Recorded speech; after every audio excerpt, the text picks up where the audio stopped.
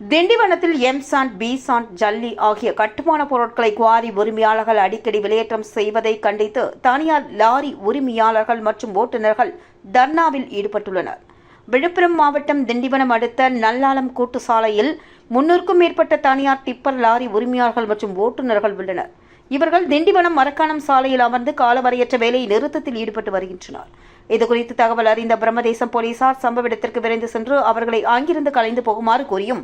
அங்கு அமைக்கப்பட்டிருந்த ஷாமியானா பந்தலை அகற்றுமாறு போலீசார் கூறியதை அடுத்து அதனை ஏற்க மறுத்த போராட்டக்காரர்கள் போலீசாரிடம் வாக்குவாதத்தில் ஈடுபட்டனர். பொதுமக்களுக்கு இடையூறு இல்லாமல் தங்களது கோரிக்கைகளை வலியுறுத்தி காலவரையற்ற வேலைநிறுத்தத்தில் ஈடுபட்டு வருகிறோம் என்றும் திண்டிவனம் அடுத்த கட்டளை கிராமத்தில் இருந்து மரக்காணம் வட்டம் முறுக்கேரி வரையிலான பகுதிகளை சேர்ந்த லாரி உரிமையாளர்கள் மற்றும் ஓட்டுநர்கள்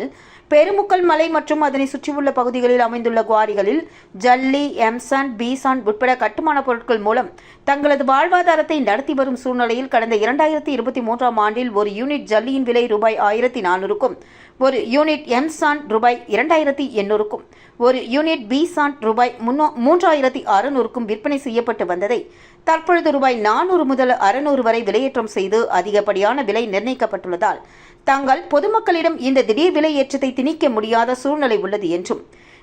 திடீரென்று மாதத்திற்கு ஒருமுறை என விலையேற்றம் செய்வதால் தங்களது வாழ்வாதாரம் கேள்விக்குறியாகியுள்ளது என்றும் இதேபோல் ஓட்டுநர்களின் கூலியானது உயர்த்தப்படாமல் குறைந்த ஊதியத்திலேயே பணிபுரிந்து வரும் நிலை உள்ளதாகவும் இதுகுறித்து கடந்த ஆண்டு செப்டம்பர் மாதம் ஓட்டுநர்கள் மற்றும் டிப்பர் லாரி உரிமையாளர்கள் ஒரு வாரம் வேலை நிறுத்தத்தில் ஈடுபட்டும் குவாரி உரிமையாளர்கள் நடவடிக்கை எடுப்பதாகவும் நிரந்தரமான விலையை அறிவிப்பதாகவும் கூறியதால் அந்த வேலை நிறுத்த போராட்டம் அப்பொழுது கைவிடப்பட்டது.